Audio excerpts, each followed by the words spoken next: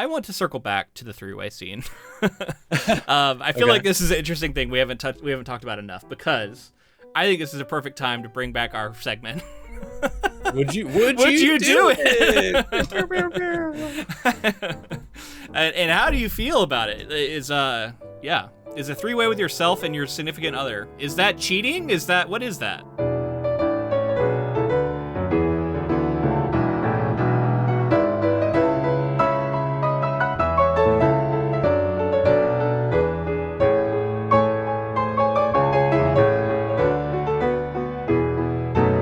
Welcome, friends, to episode 339 of the Ink to Film podcast, where we read the book and then see the movie. I'm writer Luke Elliott. And I'm filmmaker James Bailey. And this week we discuss Edward Ashton's 2022 novel, Mickey7. Before we begin, James, I have to ask you, are you Prime?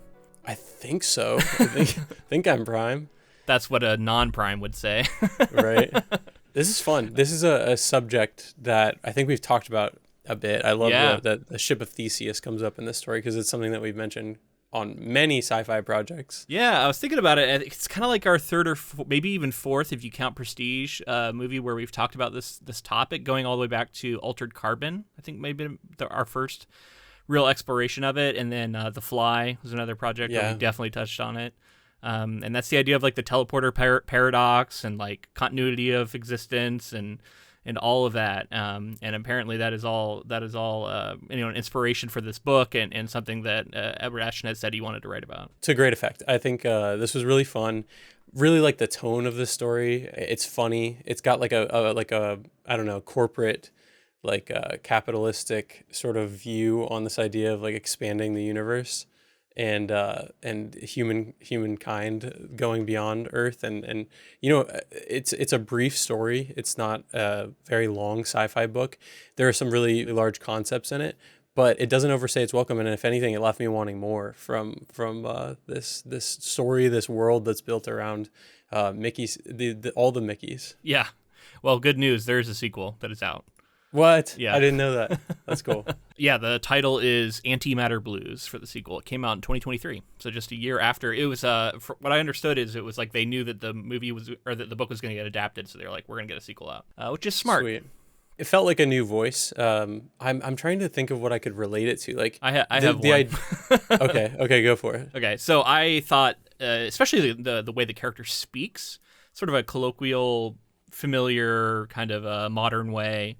It reminds me a lot of Mark Watney from The Martian. You know, he's not this is not a problem solver in the same way that Watney is. And in fact, I would argue that Mickey is kind of a fuck up. At one point they talk about him possibly being like a fool. And then there's some implication that he's actually not intelligent. He actually, can think decently. But I would still argue he kind of behaves like a fool throughout. He's kind of a lovable doofus. His scenario turns him into kind of this person that's nihilistic and like is just, devil may care attitude about all of this stuff. Like, would you care about death that much if you were convinced that you're going to be reincarnated? I don't think that's a spoiler, by the way, just to let everyone know. Yeah. That's kind of the premise of the story, is that the character comes back. And I guess we'll talk general thoughts and we can get more into specifics as we go. But that idea of a character, like what that does to your psyche when you're told you're immortal, and then working your way through and trying to figure out if you think that you are immortal, or if the ship of Theseus metaphor does carry through here. I want to save some of that because I think there is going to be like a meatier discussion about the philosophy behind it and what we actually think. But I think early on, I just want to give general thoughts about the experience of reading this book so that like people out there who are wondering whether or not they should read it. I also enjoyed this book a lot. I would say this was an approachable sci-fi novel with an easy tone, an easy sort of goofy vibe to it. Doesn't take itself very seriously and yet has some very heady concepts. But they're not explored in the same way that certain sci-fi authors might try and really delve to the very depths of these concepts and try and like find some sort of profundity. Right. This book doesn't seem very interested in that. It's more just like using these concepts to tell what I would classify as more of like a blue collar story. This is about just this Mickey character. He's just someone who's trying to exist in this world. He ends up getting this job that he doesn't fully understand. and gets caught up in a scenario that is like, like a real brain twister of a thing, but he's just living it. And sort of having to like deal with it after the fact because it's clear that he didn't really think it all the way through, to me at least. Well, and it seems like he's being manipulated. This is kind of where I got that capitalistic lean to it. Oh, it seems for like sure. He's being manipulated by like an organization or an entity that this absolutely seems to be talking a lot. And this is something I wasn't seeing a lot in like reviews, because I skimmed some reviews. I try not to get too influenced, but I was surprised to not see people bringing up the capitalism element of it a lot. I think maybe sometimes people just assume that's like baked into a lot of sci-fi. But I feel like it was very, very prominent here, where it was like this organization that he works for seems to be like like a political entity, almost like a country, but it's not a country, but like a union, I think at one point it's called. But it operates like a business. It does, yeah. And they certainly don't seem to value the lives of the people very much at all. And the way that like food is rationed and the way that these workers are treated, it feels very like, I don't know, Alien to me, and I mean literally the Alien movie. Alien franchise. We all are familiar with Ridley Scott's work. Yeah, Ridley Scott's work. What's the name of that corporation in those? Wayland Corp. Wayland, right? Yep. And how it runs everything. Like those kind of movies. Even like Blade Runner has a similar corporation like that. Like it feels like a megacorp is running this. I don't think that's actually the situation here, but it has very similar vibes. Yeah, and like you said, Mickey is expendable, and I think when the system gets going and it gets to the point that people at the top are profiting from someone being fully expendable. I think they're called expendables, right? Yeah, that's what they call him. He is their expendable. It's interesting. It's like you could look at these companies or even countries viewing their citizens this way, and this just kind of takes it up a notch, because it can just be one person who has taken on the mantle of being the expendable. And just dying over and over and over again. But it is very corpo, like you said. Like Yeah. It's almost like cyberpunky, sci-fi, future, kind of like dystopian government kind of stuff. But that's just kind of the framework of the story. Sure. And I think what's going on with Mickey is like that's explored maybe nearing the end of the story, but early on, it's kind of this like very I don't know, approachable story, like you said, of like someone who's just sent off on these kind of suicide missions, and it's like, go out there and do this mission, and if you make it back, great. If not, we're gonna spit out another one of you. Yeah, well, we'll print out another one from the bioprinter. Yeah, there's a lot of fun terminology in there we can get to, but I think one thing that's worth noting, and I want to put this out there for people who are considering this book, it's written in first person, so I. Is that we get Mickey's narration from the point of view of first person I, but it is also in present tense. So I hand him the gun or something, right? So it's like happening in the real time is what it feels like as you're reading it. Some people absolutely abhor this style of writing. It's not something that particularly bothers me, but I know that it is quite common in, or at least it was. I guess I don't know if it still is, but in YA writing, but I think a lot of people can get turned off by it in an adult sci-fi novel. So I want to put that out there, that you maybe be ready for this. I do think it works in this book because there is a big part of this book that is sort of flashing back to the previous lives of Mickey, and it is able to differentiate between the past and present by writing the present in present tense and then those flashbacks in past.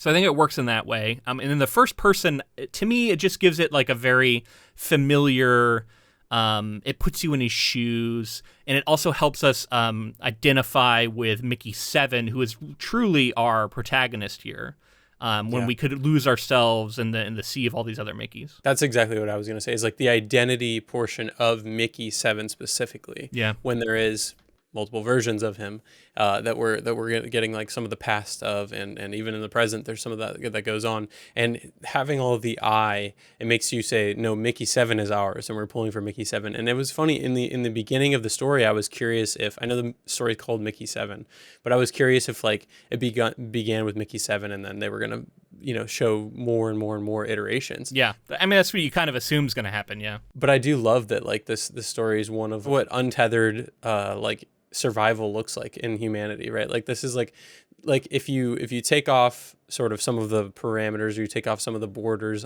that are holding people back, they're going to be like, they're going to find their way into being a living, breathing, fully realized person.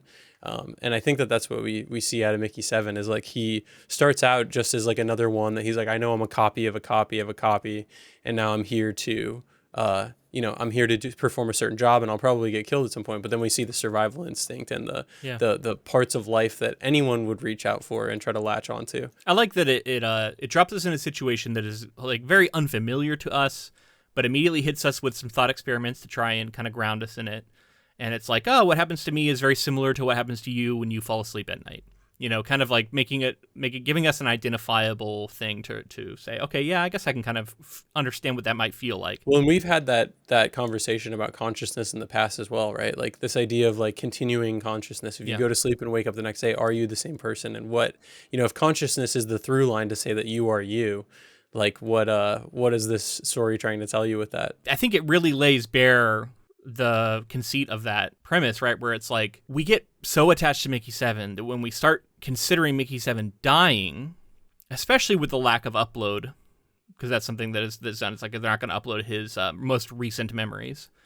The idea of the new version of Mickey being spit out, that does not feel like it's going to be the same person to me, even though the book would say it is, at least like the technology would say it is. And even Mickey himself feels like, well, maybe it is.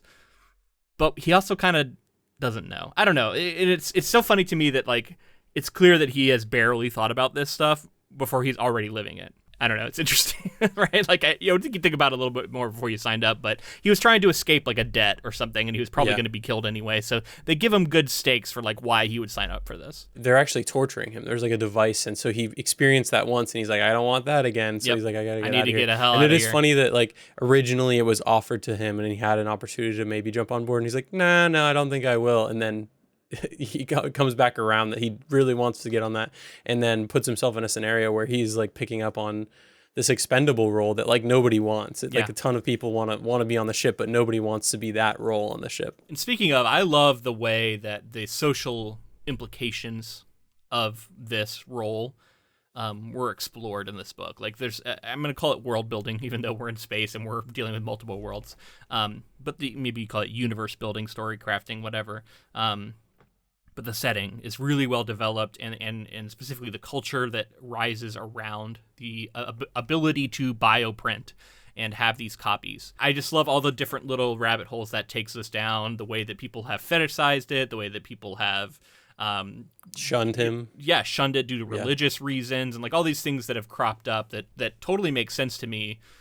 So it's a logical way for a lot of this to progress. Another thing that I liked about this story is like just with the larger world building is like the name of like missions and planets, and like the idea that like these people are being jettisoned out from their like, I forget what they're called, but they're basically like habitable planets. They're called beach heads. Oh yeah, like these beach heads. That's what they call it. Because a lot of this has to deal with colonization, which we should say is another like huge theme here. Is like the ethics of colonization. And at first it seems like they're being very fast and loose with it and not really engaging with it, but as the story progresses we find out that it is something that the story's dealing with. Yeah, they're like massacring native populations of sentient and non-sentient like animals, and he basically says like whenever we show up somewhere it doesn't go well for the species that are on the planet. Yeah, and those species have obviously like adapted with that planet, and they're coming and they're terraforming to try to make it habitable for humans, because I think they call it Old Earth or something like that. Yeah, so that's kind of a big reveal. Maybe we should save that. But there is like because I kept wondering what happened to Earth and like what the deal is with Earth, and then like towards the latter half of the book, there's like a whole section where it discusses that,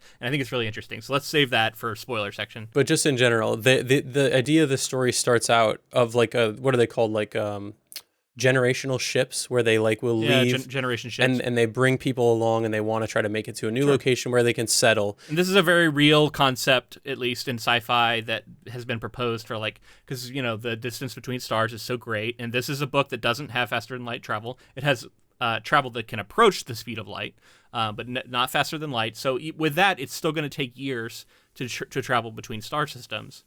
And one of the ways that people have come up with that humans could do this successfully is the idea of generation ships. But normally I feel like the in a sci-fi story that I've read previously, you're getting the generation ship and they're all getting on it, and it's the what goes on the generation ship during the voyage. But in this, we get to see them actually make it to some of the planets and how some of them Yeah, fail. this is like after this has already occurred a significant amount. He calls it the diaspora, and like it seems like humanity is already spread to a lot of other systems at this point. And I love that we get, again, the world building of this is like expendables are fairly normal within these ships, and we're getting like failures of like attempts to colonize or to land on these planets, and we're getting failed attempts, successful attempts, and like on and on and on. I just think it's really interesting that like we're getting to see kind of the other end of it, because typically like with the drama that I think a lot of storytellers want to lean into is like, you know, this ship is so fragile, it's carrying life, to see if it can sort of cultivate beyond this. Can it land on another planet and continue on? There's a ton of interesting stories that can be told about generation ships and have been told, to where they've actually kind of become a cliche now in the sci-fi world.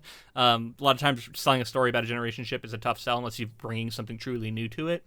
I think a lot of people love the idea of like what happens to the middle generation, right? Like there's like a generation that is born and dies on this ship without ever arriving into the place they're going and not ever seeing the place they came from. You know, depending on how far they're going. Which is kind of what I'm getting at. Yeah. So they like to dig into the drama of that. I find it really fun that we get to see these other planets, and specifically the names of some of these planets. Like a lot of them are Norse mythology or other mythologies. I think this particular system. There's Midgard. Niflheim is actually where we're going for this main colony. Which of course, like as soon as you have those names, you're drawing on the context of what you know from Norse mythology. So you're like, all right, Niflheim, probably not going to be the most habitable of planets, and it's someone cool who recently played both God of War games. Yeah, definitely. Or the new God of War games, I should say. Right. Very top of mind there. Norse ones, yeah. Yeah, very cool. But like all of this is sort of background for what is otherwise a very human story. Mickey is, like I said, he's kind of a fuck up. He is rather intelligent. He's intelligent, but he pursues knowledge. He pursues historic knowledge, which I think is really fun in his character. Yeah, and that's not something that I think somebody that's like an idiot would do. You know what I mean? That's why I didn't say idiot. I said fuck up.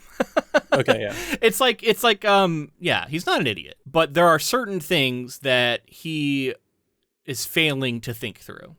And those are a lot of the times the things that get him into trouble. Well, and do you think that is because of his like sort of attitude towards life? Because he's like, it's like expendable. It's an expendable life in a sense. It could also just be an essential part of this person. Like, well, this is who this guy is. It's the reason that he signed up for this. Like he's, Edward Ashton crafted a character that would conceivably sign up for this job. And this is what he came up with. And like, it seems like someone who is like willing to put his life in the hands of this technology, just give him kind of a rough outline of what it's like, and you'll sell him on the fact that, he's fine dying and being reborn in this way. Like, yeah, that sounds good to me. I'll sign up for it. I would never do that.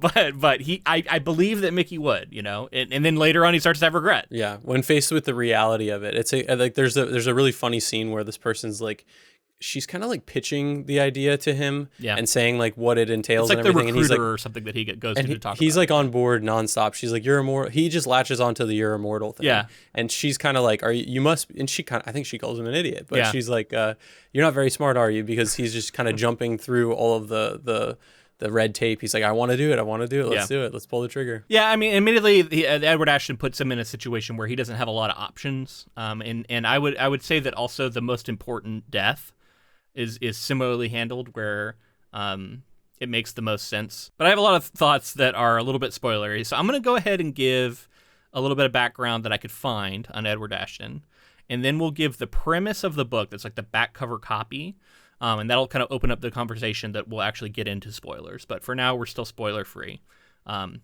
So Edward Ashton is someone who we are mutuals on Blue Sky and have been for a while. I haven't interacted with him much, outside of, liking each other's tweets on occasion. But, he's a writer. When I read his story, it's very identifiable to me. We don't have a similar background, but he just feels like a very much a contemporary of mine. We've been published in some of the same magazines. He's had multiple publications in Metaphorosis magazine, which was where I sold my first short story. Very The cool. Overcast podcast has produced several of his short stories, which one of mine was in that podcast as well. Now defunct podcast, but it was just cool when I was looking through like his bibliography. A lot of the magazines that he has been published in are ones that I've tried to get published in and actively submit to. So he's just working, and he had a interesting journey from what I could see to get to this point. Roughly, he has a PhD in electrical engineering. Seems like a really smart guy. His wife also has a PhD. He deals with cancer research. Literally, I'm seeing in one of these interviews that he is a working scientist who is on a team that gained approval last year for a revolutionary new treatment for pediatric glioblastoma that has saved the lives of several hundred children already who had non-viable treatment options. So this guy is literally a cancer researcher. Has a background in engineering as well. Obviously, a very intelligent individual. Highly accomplished in that realm. And he said that like he always wanted to be a writer, but he also grew up with like very pragmatic parents who pushed him into doing something that would actually pay the bills. So he did that, but he always kind of wrote on the side. And then I read that like after he had graduated, he got really into playing computer games, and specifically Civilization. I never really got into Civ, but like I know a lot of people love that game. Yeah, there's a new one on the way. I have friends who are just poured lifetimes into that game, and I've played some, but it's not enough to speak on it very much. Right. It's not one I ever really got into. But I will say, as soon as you say that, I can see that in the story. Yeah. So apparently he was playing a ton of Civ, and then his wife kind of was like, "Hey man, I need you to do a little bit less of this," and kind of pushed him to get back into writing. And he was able to start doing his writing in just like small chunks here or there, because he obviously was very busy with his job, and they have 3 kids together. So in 2015, after sending out several rounds of queries, he was able to sign with an agent, and he sold his book 3 Days in April to HarperCollins, which is a big publisher. And it did okay. He said it sold around 10,000 copies, which doesn't sound like a ton, but this is actually like a decent run for a trad published novel that isn't like a runaway, bestseller, obviously. But his second novel, The End of Ordinary, the sales tanked, reportedly only selling around 400 copies. So that is a big decline, and this is sometimes something that'll trigger kind of a death spiral for traditionally published authors, where you'll get a reputation as someone who doesn't sell. Your future books won't get noticed, and it can be really bad for your career. Well, specifically because the publishers don't want to pour money into like marketing and printing copies of it, right? Exactly. Yeah. You become very risky. But eventually he was able to work with editor Nava Wolf, and together they were able to develop this shorter novella he had been writing into a longer novel. So, maybe that's why this is a little on the shorter side. It Begun Life is like, I think, a short story that then turned into a novella and then turned into a novel. And it's not incredibly short. It's just like for a sci-fi novel like this, I think. Yeah, longer books are riskier. So speaking of, risk on publishers' ends, trying to sell a book that is over 100,000 words is always going to be difficult. Because, it just costs money to have all that paper and ink. So discussing the background of this novel, Ashton said, "I wrote a short story a number of years ago that explored a sort of crappy immortality. I liked the idea and wanted to see how it could be expanded if you coupled it with an exploitative social structure." You could see how that would grow into this book. When it was released, it hit NPR's list of best sci-fi books of 2022. It was also nominated as one of the best science fiction books of 2022 by Goodreads. So got some decent buzz. But still, like, this isn't a book that sold, 1 million copies. This is a book that just got some decent buzz, but flew fairly under the radar. But through ways that I haven't been able to suss out, and maybe he doesn't even truly know, somehow this caught the eye of Bong Joon-Ho. It was sent to him by his agent, I think, or somehow this is something the agent worked out. I'm so curious to figure this out, too. And, like, what, like, the elation that you would feel. Someone who had, recently won Best Picture for Parasite and, like, is on everyone's mind is like, I'm going to direct this sci-fi story that you wrote that apparently wasn't super widespread or anything like that. It was well regarded, but and again, it's an international market too, right? Like, it's a Korean man somehow came to read this story and was affected by it and wanted to create it. And I think Bong Joon-Ho is going to kill this, and I think the tone really is in keeping with what I can see will be really fun, and like the social commentary element of it is like, you know, you think of like a Snowpiercer that he directed that we've covered on the podcast, and like what that like it's sort of like a sci-fi concept mixed with like a, you know, a hierarchy and a social structure, that you can see this kind of playing in the same area Yeah. to an extent. Totally, man. I am so excited to see what this movie is, which we will be getting to next week. I already got my tickets lined up. I'm going to see it in IMAX. Excited to see it on the big screen and see what it's like. But speaking of how surreal it was, this is what Edward Ashton said. He said, "The whole thing is so incredibly implausible that I cannot rule out the possibility that I'm actually in an intensive care unit right now, hooked up to a morphine drip, and they're about to pull the plug." Well, but yeah, man, I mean, looking into him, I'm seeing all kinds of jobs linked to him. He's an MRI expert, you know, engineer. He's a scientist, PhD. He's written all these books now, although this is definitely going to be his most well-known one, obviously, because of this, you know, high-profile adaptation. Oh, I thought this was funny. He went semi-viral when he tweeted about it, when he announced its adaptation, because he said that it was starring Robert Patterson, because he wasn't familiar with Robert Pattinson as a performer, and so he like misspelled his name as Robert Patterson.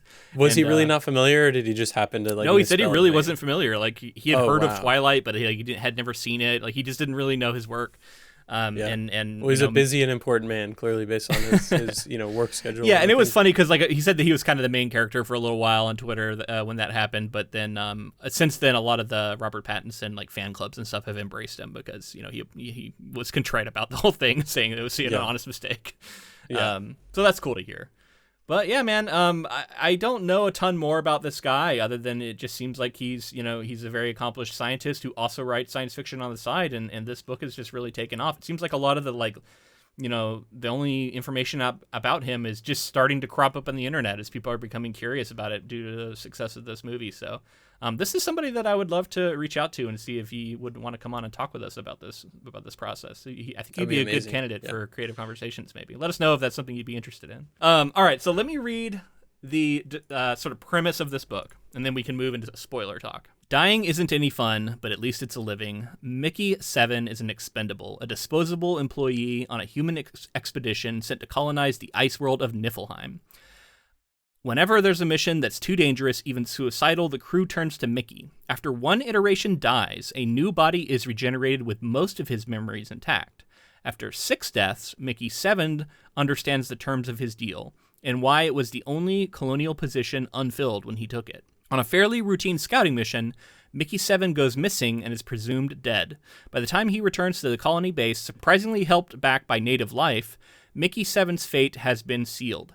There's a new clone, Mickey8, reporting for expendable duties. The idea of duplicate expendables is universally loathed, and if caught, they will likely both be thrown into the recycler for protein. Mickey7 must keep his double a secret from the rest of the colony. Meanwhile, life on Niflheim is getting worse.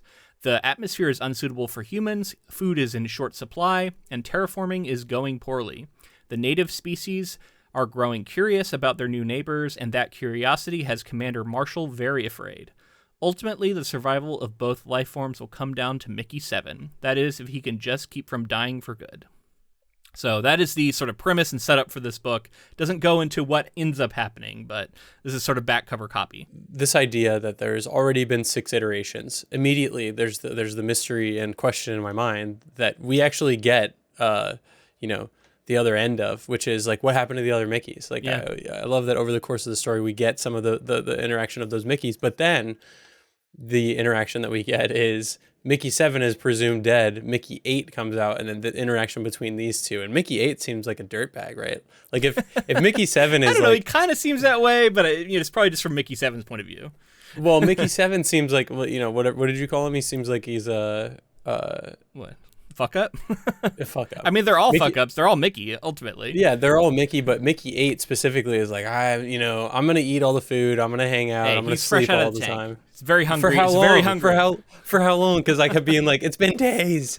It's been days now. But they emphasize that like each time they're like completely starved because the printing machine doesn't print them with food in their stomach. But yeah, I mean, just the interplay between you and yourself, another printed version of you, trying to kind of navigate the social and also like possibly violent situation that's heading your way. Of like they have a showdown early on where they both go to the whatever it's called, the destroying area. It's my favorite term in the book. I can't believe you forgot it. It's the corpse hole. The corpse hole. Okay. Gonna be sent to the corpse hole. But I thought there was something else that they go to that like burns them. Is that It's the the corpse hole? I think they go down it and they get burned. Anyway, yeah, they have a showdown there where it seems like they're gonna fight, and then they do rock paper scissors instead. Yeah, which is really funny. Again, that's keeping it with that funny tone. Oh, I also love the like strategy behind it, where he's like thinking about like what would I think I was going to do, and he ends up making a decision too quick, but then he's like, but wait, I would know that I was going to think that, and then I would think this, and like, yeah, sure enough, he gets outthought by his former self. And it seems that Mickey 8 just went with the first reaction. Right. Like he thinks through all this stuff, and Mickey 8 just went with like, I'm gonna do rock. Since it's me, I would do rock, so I'll do paper. And then Mickey 7 overthinks that. He's like, but then I should do scissors because he's gonna do paper. And then Mickey 8 just does paper and beats him. Yeah, it's pretty funny, the idea of like playing it against yourself. Like, how would you win? And then mercifully does let him live, and that's like kind of the continuation of the story. And then really, this whole book has this sort of, it's like this parallel narratives going on, because on one hand we have these big sci-fi ideas, but on the other hand it's like kind of goofy. It's these two versions of the same guy who are dating this woman Nasha. And they're trying to keep it a secret from everyone that there are actually two of them. So they get into all kind of hijinks as they're running around trying to hide from each other. They're not doing a good job of communicating. They keep getting their food docked, and they're always like constantly stressed out for food. Yeah, they're having to split a small amount of food between the two of them. Yeah. They keep almost going to the same place together because they're not like communicating at all. And so they keep almost getting found out constantly. And I'm like, this is another thing that just told me that they're fuck ups, because they're just not doing a good job of like thinking about it. And like one of them, like, was Mickey 8 keeps fucking up the bandage because Mickey 7 has this hurt hand, and so he's like, oh, you got to wear this bandage so we look like we're the same person. And then like Mickey 8 just keeps forgetting, and it's like, this is kind of important, dude. You could end up with us both being killed. But that's the thing, like, is Mickey 8 a fuck up, or does he kind of want them to realize that Mickey 7's over here and needs to get fucking taken out because I'm not the hurt one? Well, I mean, he could have let him, like, because he was ready. Like, Mickey 8 at some point decided to spare him. And then they both realized that in the act of doing this, they're kind of writing a death sentence for both of them. Possibly. One or the other. But both, I will say, as much as we talk about this, both of them have this attitude towards death that is very blasé, because they keep assuming, like, well, even if they do kill us both, they'll be in Mickey 9, and so we'll continue on in this way that we have supposedly continued on. Well, and I was curious if something happened in Mickey 6 that led to Mickey 7 sort of starting to question, starting to change his outlook on the world and like his whole scenario. I agree. There was like a little bit of stuff that didn't feel like he fully explored, or there was like still some mystery behind what happened to Mickey 6. I wonder if this might be explored in the future book. But like Mickey 6 definitely had something going on. Like the way that he was taken by the creepers, and then even Mickey 7, I don't feel like he does a good job of explaining why he wasn't uploading, because it said that like early on it said that he hadn't uploaded for like over a month, and then I kept thinking like, oh, we're gonna get a good explanation for this at some point, and it's gonna be a big reveal. I don't think that ever really happens. He mentions that he started having the weird dreams and visions and stuff, and he didn't want them to think that was like some sort of I thought that happened after his encounter with the creeper, though. I think so. With the creeper, he has the dream with the creeper, but I think he'd been having weird dreams and weird thoughts previous to that. Oh, which I guess would make sense, because it could be the ocular thing. Could be. Because the ocular from Mickey 6 has gotten taken by the creepers, and the idea is that they're using that to communicate with him. So that would make sense if he's getting some sort of weird dream being sent through Mickey 6's ocular. And that's why he chose not to upload. And we're seeing the way that Mickey 7 and Mickey 8 can communicate through their oculars in like a private channel almost. Yeah. But let's jump back to that beginning that we're already talking about, because the book opens up with this really fun and exciting sequence where it's like, fuck, I'm dead now, and he's like, they've been traversing this like tundra, and he's fallen into this tunnel in like a glacier or something like that, it seems, and he fell really far down, out of reach, out of reach, and then everyone else only has a single life, so some people are not willing to risk their life. Yeah, we meet Berto for the first time, who is like, you're not worth it. You're not worth going after. You're gonna, just go ahead and die. We'll print you out a new one of you. It's not worth the risk. Yeah, and Nasha, meanwhile, is like, I'm gonna come get you, and she hung around, and that's when this weird scenario happens where the creepers actually carry him out and kind of thrust him out towards the dome, and he can limp back into the dome and since Berto thought that he was Which dead. becomes an important plot point going forward, because the creepers become important as we're dealing with them as a possibly sentient species. But early on, we don't really know this for sure. What it also does, though, is introduce us to a couple of key side characters. Berto, who is his friend, quote unquote, who doesn't treat him super well, it seems. I would say was his friend. Yeah. He was his friend, and then they got on the ship, and then it seems like he was like, well, you're expendable now, so fuck you. You can die a bunch of times. And... Yeah, I think it's more just like he's willing to use the expendable nature of him kind of to his advantage and be like, well, I can do some shit to you before you die, and you won't remember it anyway, so oh well. I can just lie to you about it. Like, he's willing to go to those parts, which makes him seem pretty shitty, I will fully admit. But he's got some, like, he's not as bad as that makes him seem at times. Like, he's got something going for him. Especially because he's the one who kind of helped Mickey along to, like, come on this mission. And it seemed that he was, like, there's this whole section where he's, like, really good at some sport. And that's why Mickey ends up in trouble, is that he bets against his friend. Yeah, a bunch of times. Again, fuck up. Yeah. Even though his friend keeps winning, he keeps betting against him because he keeps doubling down. It says, like, the sunk cost fallacy gets to him. And he's like, eventually he's going to lose, and then I'll get it all back. And he never does. Never does. And then, he owes all this money. He gets like seemingly like tased with this torture device. Yeah, that's what I've read it as.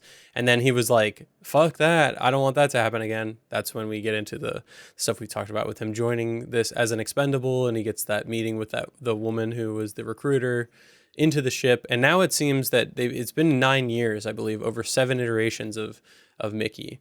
And then we start getting into some of that backstory, Mickey 1 and Mickey 2, and that starts to raise some really interesting ethical questions because, like, it's explicitly stated early on that they're going to do medical testing on him, and they're gonna have him go outside the ship and catch all these like antimatter particles that are going to tear him apart and make him burn alive, and go inside the engine room, and so they've given him all these tasks that he's probably going to have to do, and he like gets lulled into a false sense of security because he doesn't do them for a period of time, and then like the gravity of the situation starts hitting when like one is like taken into like this medical torture, like medical testing that turns into torture, and then 2 has to go through the same thing.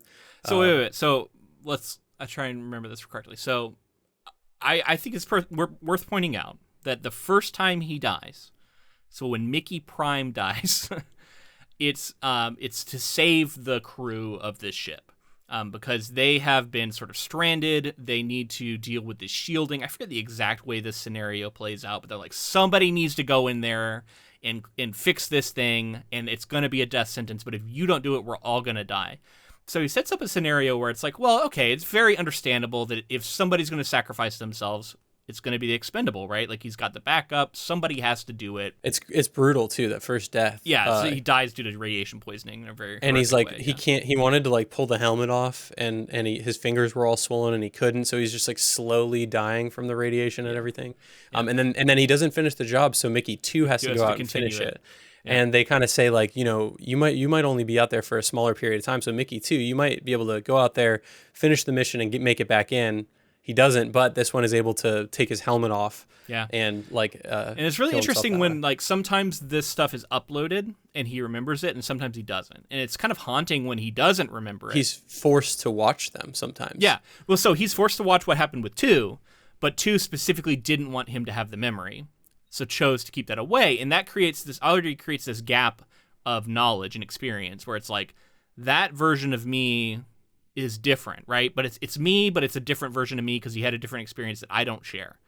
And so it starts creating these other versions, which like opens up to the ideas that we're going to deal with the rest of this book. So you're right. It seems 1 and 2 were for that reason. I think 3 and 4 were the medical testing. Yeah, that might be when they're, but like Prime is the most important one ultimately, though, right? Because that's the first time this happens, and the fact that he sets it up to be this way, it works well for making us not question it. But for me, if you're going to be an expendable, the first death is always going to be the hardest, right? Like, that's going to be the one you don't want to do. After you've done it a few times, I can see it becoming a thing like, well, I'm already a copy of a copy of a copy, whatever. I've only been alive for a few days. I've fully bought into this idea that I'm the same person. So at this point, you kind of have let go. But that first time's got to be the one where you're like, but what if I'm not on the other end, right? What if I'm dead and I don't wake up? Like, this is just death for me. Somebody else gets to live on, some other guy. It's not me. He's like me, but he's not actually me. And so that's where I think the biggest philosophical quandary comes in. But he kind of gives them a break by making it occur this way, because if it doesn't occur this way for the rest of the Expendables, they're just like, hey, prime expendable Mickey, we're just gonna go through some testing that's gonna kill you. Like, it's gonna be really hard for them to agree to do, I would imagine. Yeah, I think so. So he's kind of a hero for the first one, and then it spirals out from there. Yeah, and we learn about the other ones where it's like he gets tested for. It's like they're testing the like microbiome of the planet they're on against like almost vaccines or something they're creating. Yeah, they're trying to vaccinate for it, and like he dies from like a brain worm at one point, and he dies from something. But then like different versions of himself start like refusing to put on the like upload gear, and it's like, I'm not putting that on. I don't want future me to remember this. And that's also important because it shows a couple of times now where we've seen a pattern of him resisting the authority, because the authority wants him to upload, because they are like, no, this is going to be an important experience. You need to have it so we can ask you questions about it. And he's like, no, I'm not doing that. And he kind of knows that he has a little bit of leverage here because he's the only expendable. And he's like, but this becomes a question a lot, because it's like, we could have another expendable, which we get into later. But I wanted to bring up one of the like minor criticisms I have, and I think I'm being a bit nitpicky, but that's what we do here, right? I did find a little bit that the side characters of Nasha, and eventually we meet what's her name? Kat. Both of them were a little bit thin for my liking. They felt very much like they were there to serve Mickey's character, and I would have liked to see them each have a little bit more of a sort of an arc for themselves, because they had some interesting backstory, they had some interesting motivations. Just didn't feel like he really explored them as much as I would have liked. Now, maybe part of that is a limitation of having it be so close to Mickey's point of view. I don't know. Do you know what I'm saying? Like, did you find any of that with those characters? Yeah, I see what you're saying. I mean, ultimately, like, for example, like Kat goes on a mission with Mickey, and like she sees some friends die, that kind of thing. And then there's a connection between she and Mickey, and like they sort of have like a almost budding romance that's outside of the one with Nasha, which brings into like this ethical quandary of like, he's with Nasha, but that's like Mickey 8, but Mickey 7 was also with her, and then like into the stuff with Kat, and nothing ever really goes down between him and Kat, I think, besides a kiss, maybe. They sleep together, but they don't have sex. they sleep like snuggling together, but they don't actually have sex. Yeah, I felt like those characters were almost like more in service of that like interesting relationship dynamic of what they were doing with both of the Mickeys, and then ultimately what we get to with Nasha, which is like a threesome between two Mickeys and Nasha, which again is like I'm like that's Nasha has like a sex positive moment there, seems to have agency, seems to be like a badass pilot. There's some cool characteristics of these characters, but I know what you mean. Like I almost feel like if this wasn't a first person story, we'd be getting like POVs with these characters a little and get to know them a little more. Yeah, and you can do it through this point of view. I don't want to completely give them a pass and say that it's impossible. I think it is possible. Sure.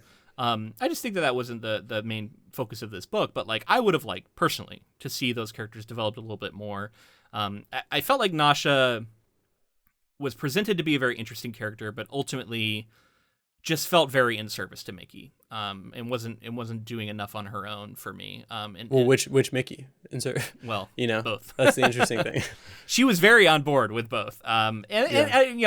It's funny. It's something that like I think a lot of people have thought about. Like if you had a clone, what would happen?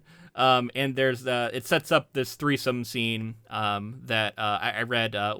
Editors almost had him cut from the book. I'm glad that they didn't. It's a cool scene. I think it's funny. I think it's like Well, this is a bit of a spoiler for the movie, but I did read this somewhere, so I'm going to share it here. If you guys really don't want to hear any spoilers for the movie, skip ahead like a minute. But apparently that scene does appear in the film, at least in some fashion. Okay, I thought you were going to say it got cut. No. It's a controversial scene in the book that was almost cut from the book, but it is in the movie. I don't even think it's that controversial. Again, I'm like, we're in 2025, and I think sex positivity and like it's weird because it's yourself, and that's like the element of weirdness. But I'm like, I don't know. I think it's a fun hallmark of the story. It was kind of funny too, because it was like they knew that it was like this is a bad idea, but fuck it, like we're probably gonna die anyway, so we might as well do this. Seems that way. Very funny. I just think those side characters, to bring it back to originally what we were talking about, those two side characters, Nasha and Kat, I think that's a prime area. Whether or not they're called that or not in the movie, I don't know. But to further develop some of these other characters and to sort of round out the story in a way that I think Bong Joon-Ho will probably do. Yeah, I'd be excited to see how he sort of navigates that. And then what about Berto, the other kind of major side character? Yeah, also very interesting character that I would like to see further developed. And even like Marshall, the sort of lead, he's like the religious zealot kind of bad guy of the book. He's a little bit one note for me too. Like kind of commander of the station. I think. He's kind of tropey in a sense. So I think these are all areas where the adaptation could run with them and find some interesting things to do here. I think it's funny too to note like there's people who are like develop a fascination with the Expendables. Yeah. And it's like Ghost specifically chasers. noted Ghost Chasers that Nasha is not one of them. But then it does seem that there may be an element of that. And then there's the religious, like you said, there's the religious people who are like completely anti any Although it relationship. said that some of the religious people who are completely anti it are the ones who become ghost chasers. So, which totally makes sense. I think it's fun to be that's the kind of thing that does kind of tend to crop up in those kinds of circles. Like it's like pushing back because there's an attraction or a level of curiosity there. Right. So one of my favorite chapters in the book, and there's a couple of these where they kind of explore some like bit of historical data or like here's a past thing that happened. And we touched on one where we talked about like past Earth, and past Earth is I thought kind of charmingly to me. They don't like them, and like the diaspora looks back at past Earth like they're all terrible.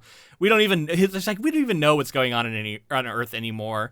There was like 200 different political entities there, and they fought each other all the time. And they almost wiped each other out. They're the whole reason we had to leave our home planet anyway. Like fuck them. Like we all don't like them now.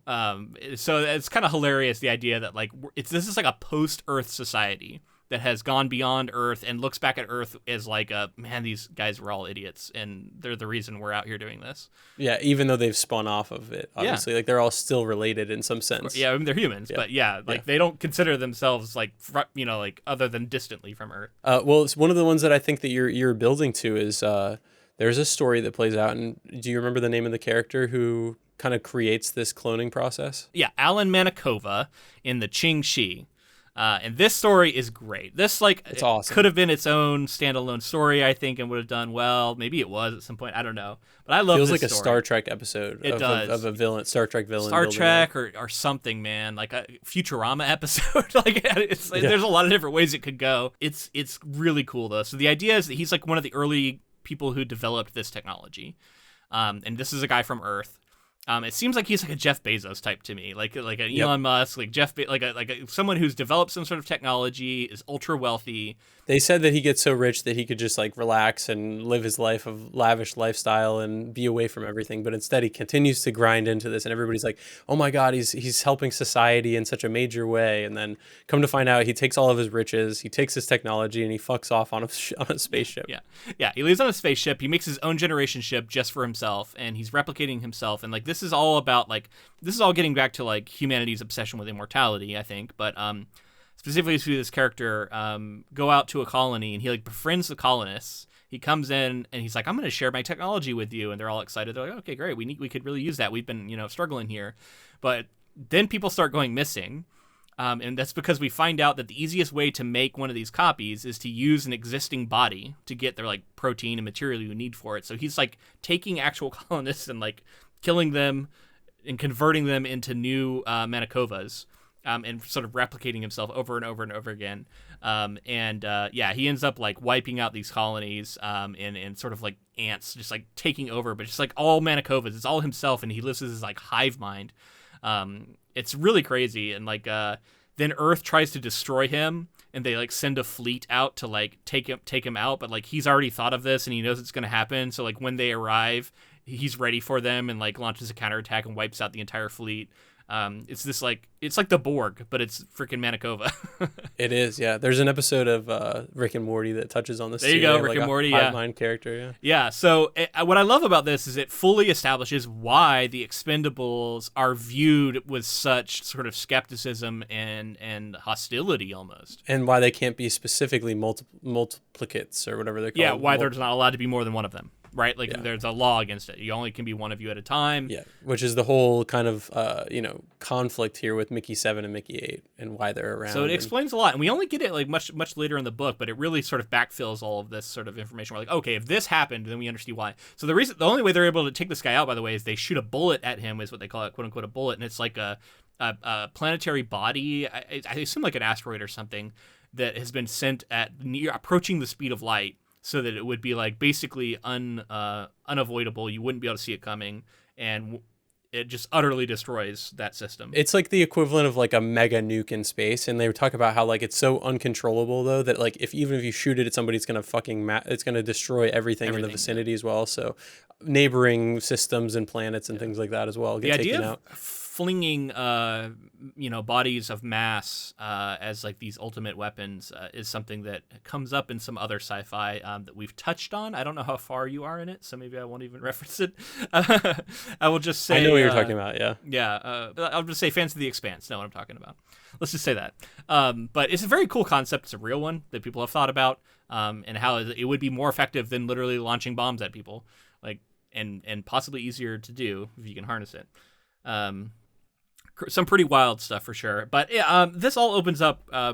This is all just background for this world in this setting to tell the story in. And I think it works really well. And yeah, the relationship with Earth, like, because I had all these questions early on of like, why are we talking about Midgard and Niflheim? Is this not Earth? Like, what is this? Why are we not talking about Earth at all? Like, where is Earth? And like, when we finally got the answers to that, I thought they were really cool. And typically in Norse mythology, like Midgard would be the equivalent of Earth, right? In a sense. So it is interesting that, like I felt that same confusion. I think at one point it's talked about how like their governing body may have some AI element of governance to the point that like it's making decisions on like what humanity should be doing and what's for the greater good. Which opens up a whole. Yeah, we're constantly talking about this stuff currently. Yeah, it doesn't go too far down those routes in my mind, but it definitely is like it touches on that. I think that could be idea, yeah. some of that authoritarian push of like this all powerful entity above all is making decisions for everyone, and then it's taking away free will from people, and it's led to this whole society where everyone. I mean, I know it's a resource. Strict sort of scenario when you're on this ship and everything, but like it's dystopian. You're like you're rationed out a certain amount of food, and then if you're punished, they retract that food from you, and then on and on. And I think it's really easy to control people when you can control the food source like that. Right, and tracking calories becomes so important. These kcals and the sort of rations they're on and stuff. It creates a lot of drama in the book. I want to circle back to the three-way scene. I feel like this is an interesting thing we haven't talked about enough, because I think this is a perfect time to bring back our segment. Would you do it? and how do you feel about it? Is a three-way with yourself and your significant other, is that cheating? What is that? It's interesting to contemplate. It's going to depend on your sexuality, of course, and I think that that plays does it though? part. Because some people might argue it's equivalent to masturbation. That's what I was going to say. It's like I think there being another entity in the room would cause you to think along those lines, but I think I'd do it, man. I think if I was given this opportunity, it's me. I know myself. Although this story does lead you to realize it's almost you. It's you minus like a month. Yeah. Then you start realizing like, oh, that kind of becomes a different person at that point. And as soon as you start, like as soon as they meet, they each have different experiences from that point going forward too. So everything that they've experienced since then is all new now too. Yeah. You can't be the same person at the same time. It's not possible. So it is somebody else. But yeah, I mean, they're very similar it's like, to you. How are you going to differentiate? But it's different than being like, this is someone else, because it's literally biologically you. I don't know. Like I said, I think in the sci-fi scenario of a possibility, sure, why not? Sure. I'll say I would. Give it a go. Yeah, maybe. I don't know, man. Anyway, I just thought that was interesting to talk about, to think about. This is a question I wonder if we'll be seeing people discuss after this movie, comes out. I wonder if we'll see some discussions of this. It's an interesting concept for sure. All right, so let's move towards the end of this book. So one of the things that starts happening is he's having these wild dreams, and then he starts getting these messages that are like garbled, and he can't make sense of them, and he thinks that they're coming from Mickey 8, and then Mickey 8 thinks they're coming from Mickey 7, but then they both end up realizing they're not the ones sending them. Also, they get discovered. They get discovered because like Kat walks in on them, and then turns around and sort of reports them. They're dragged out, like they're threatened with death, but come to find out these creepers have been attacking the colonists, and so now the colony is on sort of war footing with them, and they get volunteered to be to take these bombs, and these are like these antimatter bombs that we get a whole description of, like how those got invented. Are they called like bubbles or something? Bubble bombs or something. Yeah. I can't explain exactly how it worked, but it was interesting. It's like they're worse. They're like more destructive than atomic bombs, but like more controllable. You can just like wipe people out, but then like the place is now livable, in a way that like atomic bombs aren't.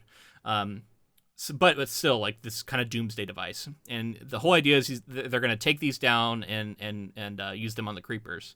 So Mickey 8 and Mickey 7 are both sent out, but come to find out that transmission they've been receiving is from the ocular of Mickey 6, which we touched on earlier, which was taken by a creeper, and now the creepers are using it to communicate with them. And they end up meeting another creeper, and the thing that the creeper asks it is, "Are you Prime?" Because apparently these creepers also have some sort of replication thing that they do just naturally as a species.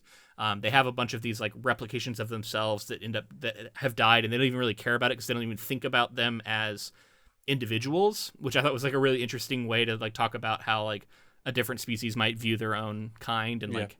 Well, it is like the hive mind. That is like a pure hive mind, right? Where they're almost like appendages, like you're losing like fingers or something like that of you. Yeah. So they don't even think of it as death. They didn't think about it as like murdering anybody when they were killing the humans. They didn't think about it that way. I think they apologize too. Yeah. I think they're like, or maybe he Mickey tries to just explain says, to them that like. I think Mickey says that matters. they apologize later, whether they say it or not. Yeah. We're not sure. Mickey 8 also just dies. He gets killed by them. Yeah. Gets killed by them, and I don't know how I feel about how Mickey 7 reacts to it. He's a little bit like, he just shrugs it off a little too nonchalantly for my, I don't know, like it seems like at this point Mickey 8 has established himself as a distinct person. Yeah. I think that he has a reaction later. He like busts out crying. Oh, that's in his true. bunk. He does cry later. Yeah.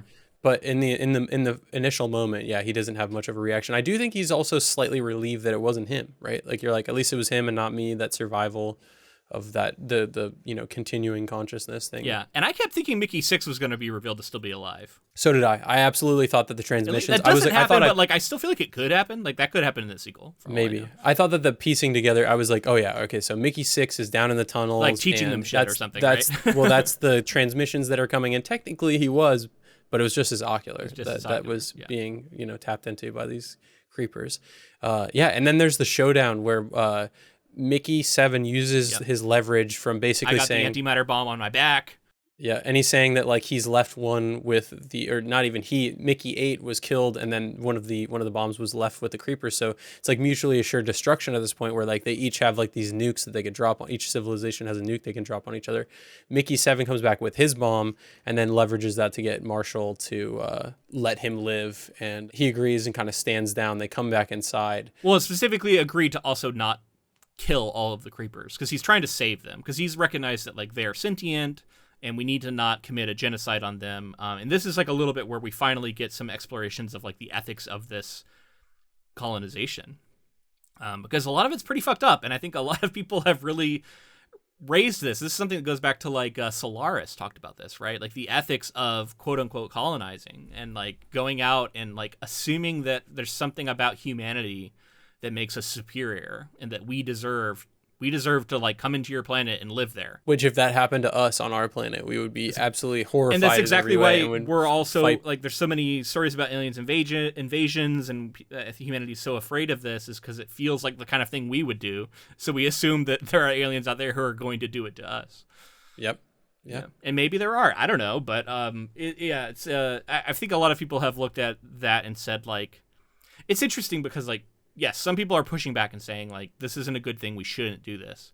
But then you look at, like, who's leading some of these space races and people like Elon Musk and shit. It's like, absolutely could see doing this. Like, that's not someone who's going to care about that. For resources? Yeah. Oh, unheard of. Yeah. Absolutely. No way. So it depends on who's in charge and who's leading these expeditions. There's an element of, nature is vicious, at least our nature that we are familiar with, and like survival and lashing out and like self-preservation is like an instinct that's baked into most things on Earth. But there's also an idea that like some other civilization could have developed to a point that it doesn't make sense to them to engage with the world in that way. I liked how in this book there was a part where he says that humanity, and this wasn't said verbatim, but it was something like this: like humanity left Earth because it wasn't good at being a species, or something like that. Like humanity wasn't good at being alive. Right. And a lot of these other planets, like sometimes they would encounter species that were good at being alive, like we're good at being a species. And had sort of like developed a homeostasis on their planet and didn't have any need to leave and weren't destroying their own world like we are destroying our own. Yeah. And then that's talked about in the same breath as, and then we came and terraformed and destroyed their ecosystems and massacred them. Yeah. So that we could Humans live on are the their baddies. Like it turns out in this book, in a lot of ways, for sure. And maybe real life too. But yeah, I mean, this is a lot of fun ideas, but ultimately at its core, we got this guy who's, trying to not get found out that he's got his duplicate. We got a lot of funny scenes where he's dealing with himself and like giving himself shit. It's fun. And I had a good time with it. This was a fun read. I think I would recommend it to most people. If you've listened this far and this all sounds good to you, you should absolutely check it out. But let us know how you felt about it in the comments below. We will be returning next week to cover the film. So I'm excited for that. I am really curious to see what Bong Joon-Ho does with this. I think this is a prime example of something that is rife for adaptation. I expect it to be pretty different, but I'll be really curious to see like in what way. Yeah, I can't wait. It looks super visually cool. Cast looks great. Bong Joon-Ho at the helm. I'm like, what more can you want? This is one of those times where it's like we're getting to go to a theater as a film is coming out for a story we just read. This is like a peak Ink to Film, so I'm excited to get out and we there love watch this sci-fi, movie. right? Like this is our bread and butter. So if you enjoyed our coverage of Mickey7, please let us know in the form of a rating and review on whatever app you chose to listen on. And if you're on YouTube, make sure to comment on the video, like the video, subscribe to the channel. All that stuff helps keep us going and helps grow the channel. Yeah, and be sure to connect with us on social media. We're on Facebook, Instagram, Blue Sky, TikTok. We're all over the place. All of those at Ink to Film. And if you'd like to support this podcast in another way, we do have a Patreon, patreon.com/inktofilm. On there, we put out bonus episodes every month. It's also how you can vote for future projects. We recently did 10 Things I Hate About You, which was a Patreon commission episode. So if you'd like to be a part of that, we'd love to have you. Once again, that's patreon.com/inktofilm. And thank you to Russ Bugden for the use of our intro and outro music. Oh, I also want to give one more plug. We have a bookshop. Bookshop.org/inktofilm. I think it's a link in the show notes. And if you use that website to order any of the books that we've covered on this podcast, or any of the books from any of the guests we've had on the podcast, that helps us out too. So it's another great way to help us out. You avoid giving money to Amazon. We don't want to fund Jeff Bezos. We don't want like a million Jeff Bezos taking over a star system. None of that. So keep money away from him. Use Bookshop and you can help us out too. All right, can't wait to see this movie. And until next time, keep adapting.